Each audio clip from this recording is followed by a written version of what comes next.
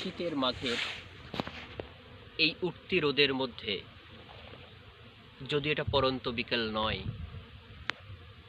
এখন প্রায় দুপুর, বিস্তীর্ণ মাঠের মধ্যে দাঁড়িয়ে আছি, শুধু হলুদ আর হলুদ। এই সর্ষে কুড়ির মাঝে ছোট ছোট মৌমাছির গুনগুন আমাকে বিমোহিত করছে।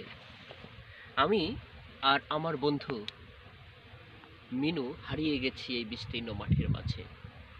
প্রকৃতি কিভাবে মানুষকে আপন করে নেয়, আপনি যদি একাকী এই মাঠের মধ্যে না আসেন, এই প্রকৃতির সাথে না মেশেন, তাহলে বুঝতে পারবেন না। ঠিক আমরাই সেই স্বাদটা গ্রহণ করার জন্য, আস্বাদন করার জন্য প্রকৃতির মাঝে দুই বন্ধু হারিয়ে যাওয়ার চেষ্টা করেছি।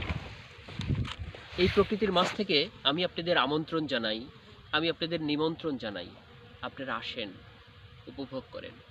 কয়েকদিন পরেই এই সরিষার ফুলগুলো নিস্তেজ হয়ে যাবে, সরিষার ফুল ভেদ করে উঠে আসবে তার ফল। এটাই ঊষর মরুভূমির মতো পরিণত হবে। তার আগেই আপনারা চলে আসেন, আপনারা উপভোগ করেন এই চমৎকার পরিবেশ, এই চমৎকার আবহাওয়া। ধন্যবাদ সবাইকে।